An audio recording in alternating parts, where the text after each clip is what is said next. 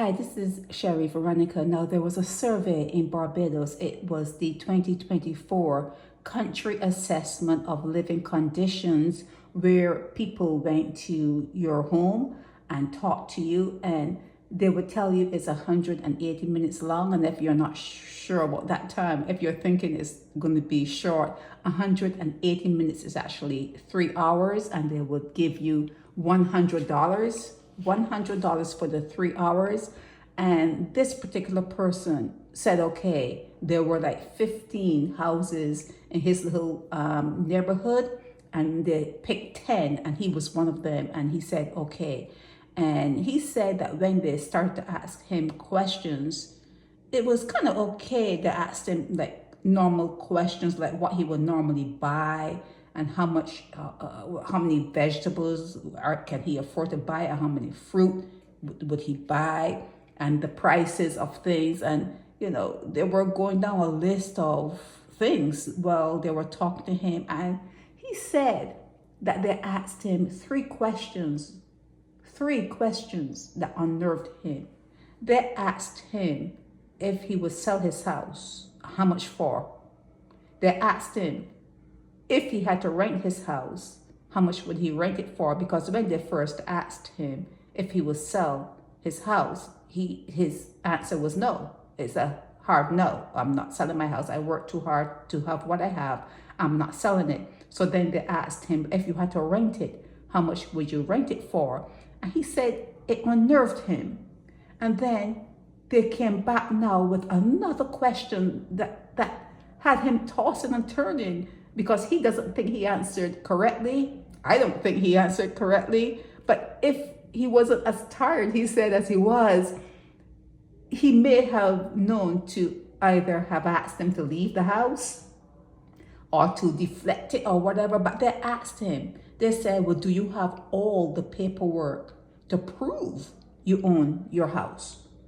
That's what they asked him. Do you have all the paperwork to prove you own your house? Now, some people are in the process of getting things together. Some people may have all the paperwork. Some people are doing stuff like paying, the bank, a mortgage, and you have to wait until you complete, the last payment to get all that paperwork. But he said it unnerved him that they asked him that, and he does not trust the government. He does not trust Mia Mottley. In fact, he thinks that Mia Mottley may be trying to get people off of certain parts of Barbados, certain areas. You know already what's going on in Bridgetown, in the downtown area. And he wants you to start talking about things like this.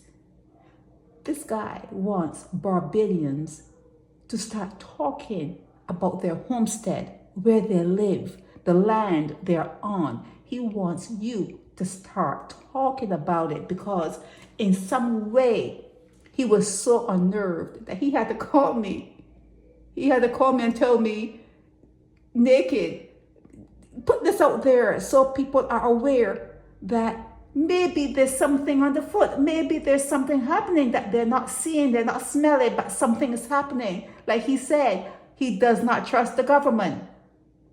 He does not trust Mia Mottley. And with what, again, is happening with all the buildings being burnt down in Bridgetown, and if it's not being burnt down, something else is happening, being pushed down, talking about, oh, it's been there for a while, and, there was no movement, so we could push it down. You have to watch what's going on in your neighborhoods.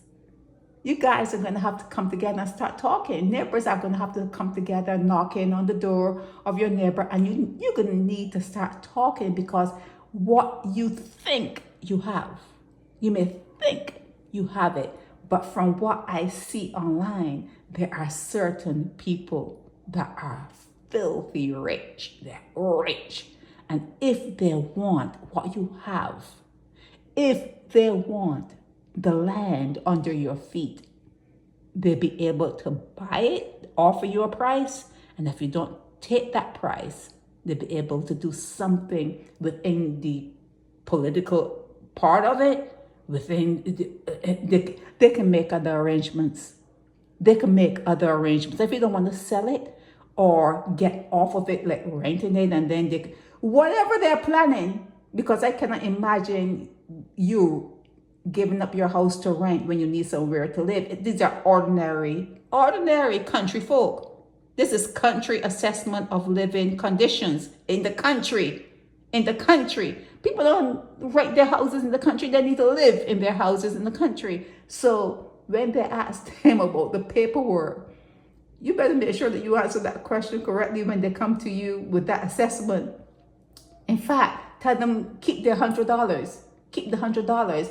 3 hours?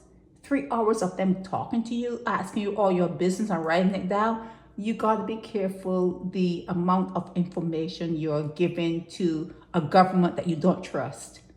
You have to be very careful about what you give to people that you do not trust. And when they asked him about the paperwork, that thing unnerved him. That they had him tossing and turning in his bed. But as for you, now you know, if this is still going on, because it started last year, if it's still going on, you know what to expect. And if you did do it and you got your $100, you know, if you're feeling uneasy about it, comment. You know, people want to know that they're not the only ones.